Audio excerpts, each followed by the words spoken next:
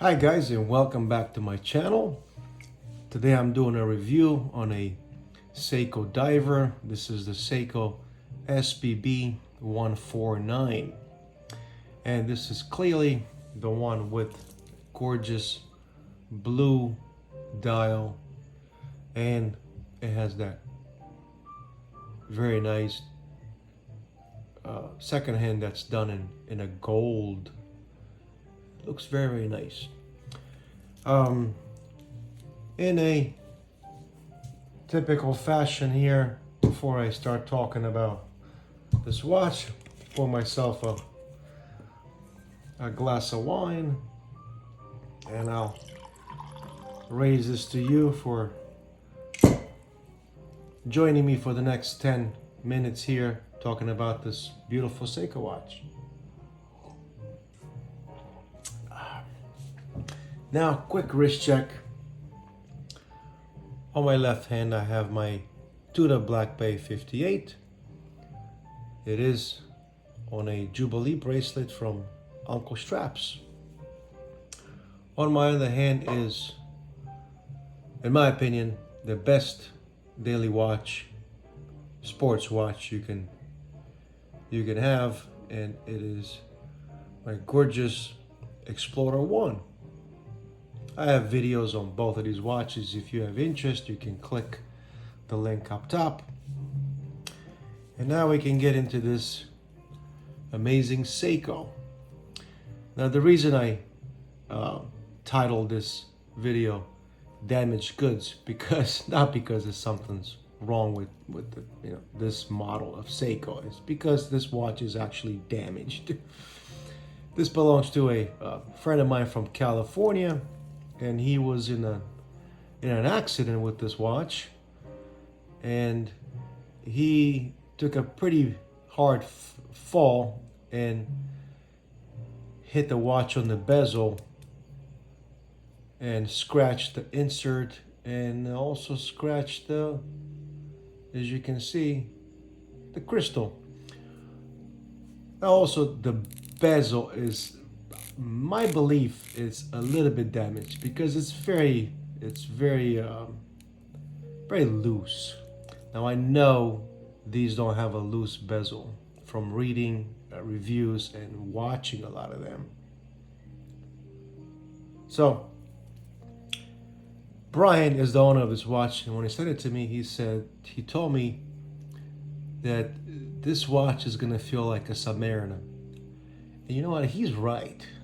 This feels really good on the wrist. I don't have a Submariner now, but I had one for like a month or so. And to be honest, it does feel on the wrist like a Submariner. I don't know if it's the heft of it.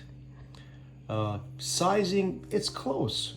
This is a 40.5 by 47. It is 20 millimeter lug. It is thicker. This is 13.9. So it is going to be a thicker, almost 14 millimeters thick. But it feels so good on the wrist. The design of this watch, if you know anything about it, this is an edition that Seiko brought out a couple of years ago, reiteration of their own Seikodiver from the 60s, the 62 MAS or MAS, whatever you want to call it. And it looks very, very nice. I've never seen or held an original from 62, but this looks and feels very nice. The hand is different though. Our hand is bigger from what I see from just from looking at pictures and so forth. Has really nice drilled lugs, makes it very, very toolish. Has a very nice case. The case design is beautiful, and it's executed in gorgeous polishing, gorgeous brushing, done very, very nice. It has a pretty nice clasp. I can't say it's not nice. It's all milled. Everything is milled. It does have pins instead of screws. That's a Seiko thing. Has an extension, diver's extension. Obviously, I never used it for anything. And it does look very, very beautiful, this watch. I can see why a lot of watch enthusiasts are taken by this piece, even though it's not cheap. This is, between 1,000 and 800. You can find them on eBay and watch listings and so forth. Perhaps more than that, depends where you get it from. But it's a really beautiful, beautiful watch. There's different iteration of this watch. There's a very, very nice gray dial one. There's a gold gilt kind of looking one.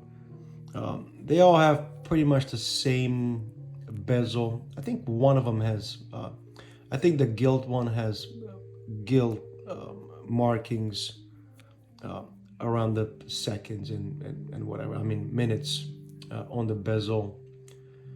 But this blue one is very, very nice. This blue dial looks so nice in the sun.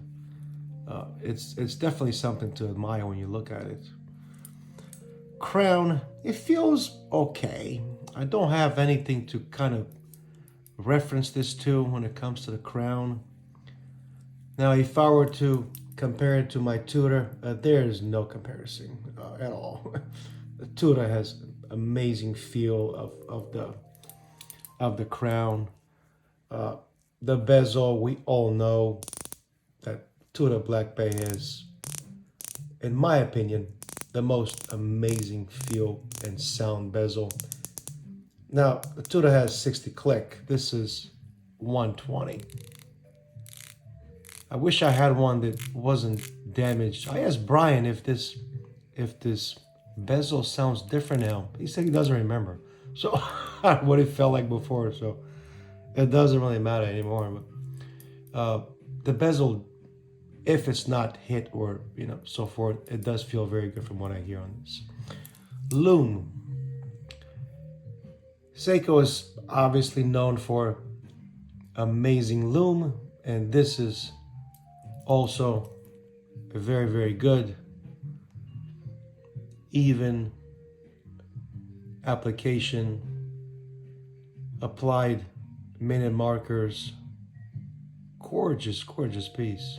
Definitely a diver look and a diver feel without cutting corners. I don't think, Seiko didn't really cut corners on this watch. Usually they go kind of cheap on, some models, but on this one, I think they did an awesome job. This dial is so beautiful. Clearly has a date. I'm going to show you a little bit more of the scratches and dings and bangs on it. And the watch is fine. Nothing happened to it except some scratches. Positives, it's a gorgeous watch, definitely worth the hype. A lot of watch enthusiasts are into this watch. And here's to them, because it's a gorgeous piece. Cheers to all the watch family.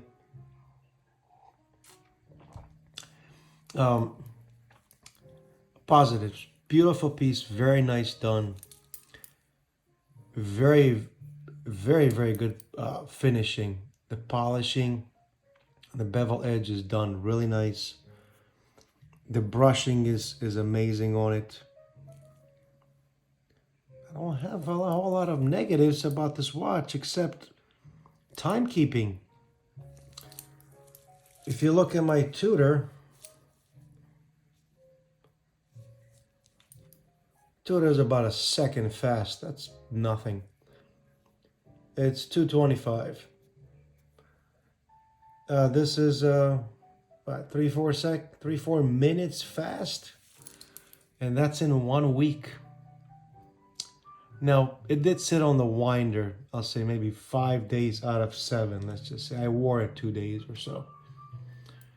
But again, time, 4 minutes in a week. That's a lot of time. And that's, I don't know if it's just this model, but um, timekeeping was probably the only reason that I got rid of my, well, two reasons. I got rid of my Seiko SARB. I sold it. I found somebody who wanted it, and I got rid of it. Timekeeping, even on that one, was, was about 20. When I first got that watch, was 15 seconds, 20. Then I went to almost 30 seconds a day gain. So I got rid of it. And I got myself a gorgeous vintage Seiko, the Skyliner. Now this is 1 second fast, and it's from '69. It is November. This was serviced. Hand wound, a second fast a day. Can you imagine that on a watch this old? This is so cool. Gorgeous, gorgeous piece. That's all I got about this watch. The 149, the blue one, it is a true beauty. It's so beautiful to look at it, and especially in the light outside. It's a gorgeous, gorgeous watch. It's definitely worth $800-900. 200 meters. People, I see a lot of guys on Instagram, who do diving and so forth. They actually use this watch to dive. So there you go. And it works just fine. That's all I got for today. I'm gonna cut this one short a little bit. If you lasted this long, thank you for watching. And if you have the opportunity to get one of these SPBs, I'm not sure if I would go for the blue one, even though it's gorgeous. Blue watches are not really my thing.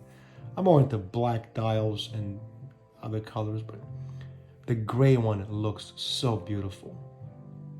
Maybe one day, you never know. That's all I got for today. Thank you for watching, and cheers to you. And I'll see you on the next one.